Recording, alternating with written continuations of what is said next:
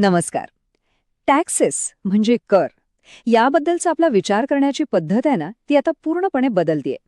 म्हणजे ती जुनी शिक्षा आणि दंडाची भीती घालणारी कल्पना आता मागे पडतीये आणि त्या जागी एक नवीन विश्वासावर आधारित आयडिया पुढे येते. चला तर मग बघूया ही नवी क्रांती नेमकी आहे तरी काय. अच्छा, तर हा बदल नक्की आहे काय? बघा, जुना विचार काय होता की लोक फक्त कायदा आणि दंडाच्या भीतीनेच टॅक्स भरतात. पण आताचा नवीन विचार काय सांगतो की जेव्हा लोकांचा सिस्टीमवर विश्वास असतो तेव्हा ते जास्त प्रामाणिकपणे टॅक्स भरतात. आणि याच गोष्टीला टॅक्स मॉरल किंवा कर नीतिमत्ता असं म्हणतात. म्हणजे हा फक्त एक छोटा बदल नाहीये, तर विचार करण्याची पद्धतच पूर्णपणे बदलली आहे. आणि एक गोष्ट लक्षात घ्या, ही काही हवेतली गोष्ट नाहीये. हा फक्त कोणीतरी मांडलेला एक विचार नाही.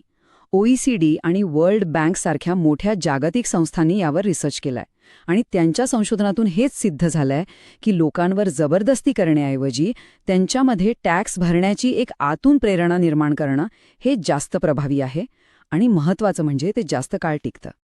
ओके, तर आता आपण ह्या बदलाच्या अगदी मुळाशी जाऊया. टॅक्स भरणं म्हणजे फक्त एक कायदेशीर बंधन नाहीये, तर याच्यामागे एक सायकोलॉजी आहे, एक मानसशास्त्रीय प्रक्रिया आहे. असं समजा की नागरिक आणि सरकार यांच्यामध्ये एक मानसिक करार किंवा सायकोलॉजिकल कॉन्ट्रॅक्ट असतो आणि तोच या सगळ्या प्रक्रियेला आकार देतो. मग ही कर नीतिमत्ता म्हणजे नेमकं काय?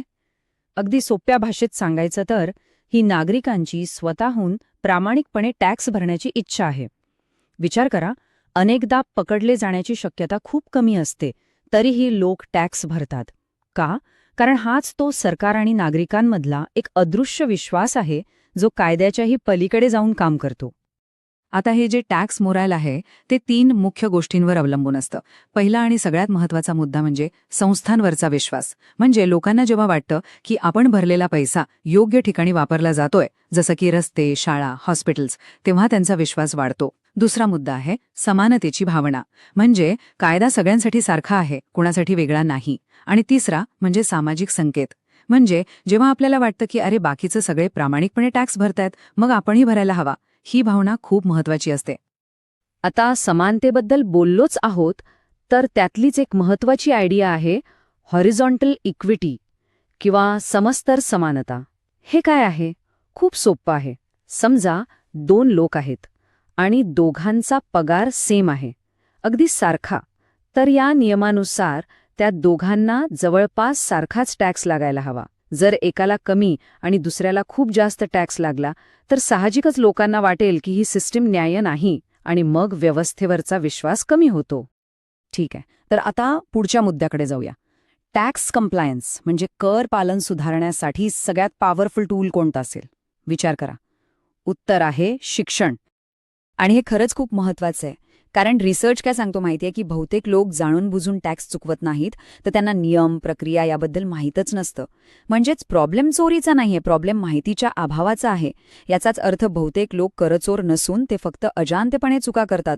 त्यामुळे त्यांच्यापर्यंत योग्य माहिती पोचवणं हीच सगळ्यात मोठी संधी आहे. आता एक खूपच इंटरेस्टिंग फॅक्ट सांगतो. तुम्हाला काय वाटतं, तज्ज्ञांच्या मते टॅक्सबद्दलचं शिक्षण सुरू करायचं योग्य वय काय असेल? उत्तर ऐकून तुम्ही चकित व्हाल. ते आहे फक्त 12 वर्ष. हो, तुम्ही बरोबर ऐकलं. इतक्या लहान वयात मुलांना फिस्कल सिटिझनशिप म्हणजे वित्तीय नागरिकत्वाची ओळख करून दिली तर भविष्यात ते एक जबाबदार करदाते बनण्याची शक्यता खूपच जास्त वाढते. आणि आजच्या डिजिटल युगात टॅक्स एज्युकेशन म्हणजे काहीतरी बोरिंग गोष्ट राहिलेली नाहीये. आता तरुणांना टॅक्सची माहिती इंटरेस्टिंग पद्धतीने देण्यासाठी गेमिफाईड लर्निंग म्हणजे गेम्स आणि क्वेस्टच्या माध्यमातून शिकवलं जातंय. एवढंच नाही तर AI असिस्टंटचाही वापर होतोय. यामुळे काय होतं की टॅक्सबद्दलची जी भीती असते ना, ती कमी होते. बरं, आता एका अशा औपचारिक फ्रेमवर्कबद्दल बोलूया जो मॉडर्न टॅक्स ॲडमिनिस्ट्रेशनचा कणा मानला जातो. हा फ्रेमवर्क खास विश्वास निर्माण करण्यासाठी आणि प्रामाणिकपणाला प्रोत्साहन देण्यासाठी बनवलाय. याला म्हणतात टॅक्स पेयर्स चार्टर किंवा करदात्याची सनद. इथे बघा किती मस्त बॅलन्स साधलाय. हे नातं वन वे नाहीये. एका बाजूला नागरिकांची कर्तव्य आहेत, जसं की वेळेवर आणि अचूक माहिती देणं, तर दुसऱ्या बाजूला त्यांचे हक्क पण आहेत, जसं की आपण भरलेला पैसा कुठे खर्च होतोय हे जाणून घेण्याचा हक्क किंवा प्रशासनाकडून चांगली मदत मिळवण्याचा हक्क. म्हणजे ही एक प्रकारची पार्टनरशिप आहे नागरिक आणि सरकार यांच्यातली. चला आता थोडं भविष्याकडे बघूया. बघूया की टेक्नॉलॉजी आणि नवीन विचार मिळून टॅक्स सिस्टमला कसं अधिक स्मार्ट आणि फेअर बनवत आहेत. हे बघा, भविष्य आता इथेच आहे. टेक्नॉलॉजीचा वापर आता फक्त टॅक्स चोरांना पकडण्यासाठी नाही, तर प्रामाणिक लोकांना मदत करण्यासाठी होतोय. एआयच्या मदतीने आता नज नोटिफिकेशन्स पाठवले जातात. म्हणजे काय, तर डेडलाईन जवळ आल्यावर एक छोटा सौम्य रिमाइंडर येतो. म्हणजे चूक झाल्यावर शिक्षा करण्याऐवजी चूक होऊच नये म्हणून आधीच मदत केली जाते.